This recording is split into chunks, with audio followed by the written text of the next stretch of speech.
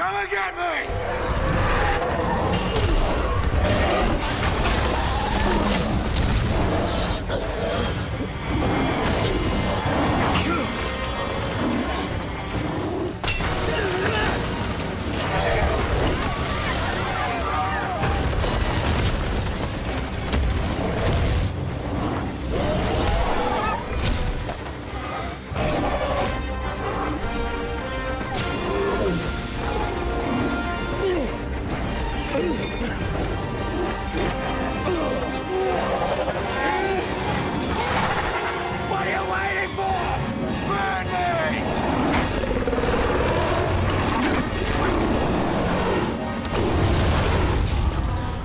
So I loved Perseus.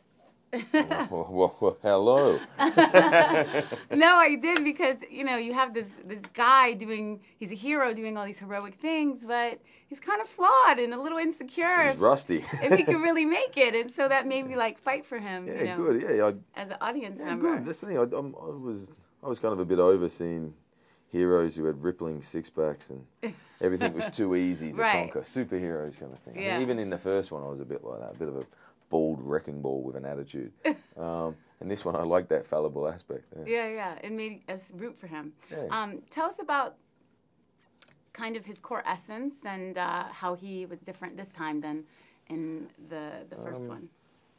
Well, in the first one, he's just a conduit for the action. I was an action figure.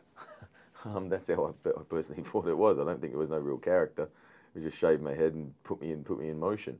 But in this one, I set out. I initially said I just want a son because I think that opens up not only paternal instincts in me, but that allows me to be more gentle, more human, or humorous to some aspect. But it ripples across the whole family dynamic of the whole movie.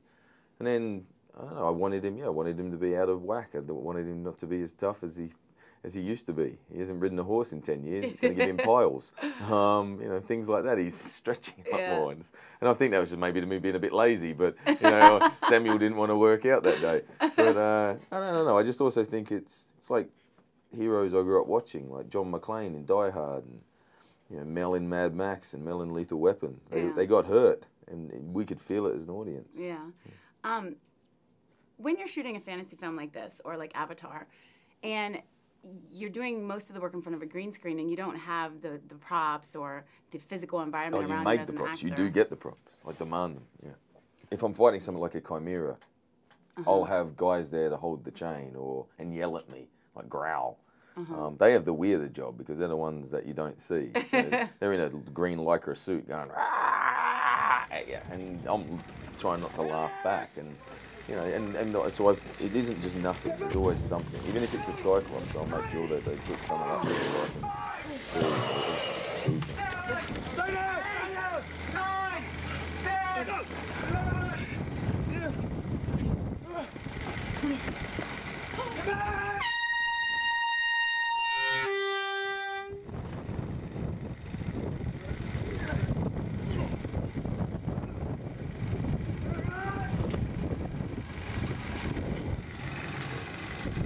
How do you make it look so real when you're just talking to like You're a insane. dot? You believe it.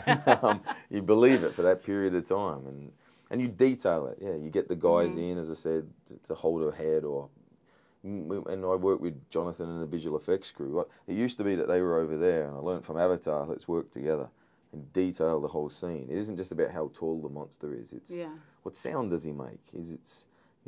What's he going to do now? If you stab a sword through the monster's hand, he's going to yell. Well, that yell, if you're 20 foot tall, would be loud, so you cover your ears. So just all those little details adding up, suddenly it becomes real. Yeah. When the horse hits you with a wing, it was just something I threw in. It gives the horse character. Yeah. And it's, when I did it, I think they looked at me and went, "What's Sam doing? He's walking funny." And I said, "Well, the horse should hit him with a wing. He should insult the horse." And the horse hits him. You played some great characters. I just saw you on Man on a Ledge too. Oh yeah. What characters have you played that have pushed you out of your comfort zone, and do you like that?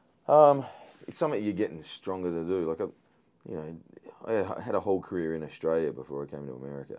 I did like 15 movies in 10 years in my own country. And when you get to America, suddenly the comfort zone kind of shrinks a bit by the roles that they offer you. which is fine. So I try to kind of push myself within the confines of the roles that I get. You know, someone like Avatar, he's a kid. He's an 8-year-old kid. It's my nephew. Jake Sully's my nephew.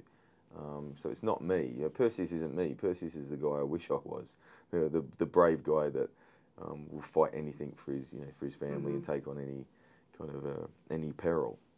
But you know, so I push myself within these kind of confines subtly, rather than on a bigger scale. And when you're shooting like intimate scenes or painful scenes, how do you keep from being self-conscious and thinking about yourself? Acting's never about yourself. It's about the other person in the scene. It's about what you're giving them and what they're giving back. If you start making it about you, anything in this industry, you kind of become a bit too egotistical, and you're driving around in a gold-plated car thinking you're the bee's knees.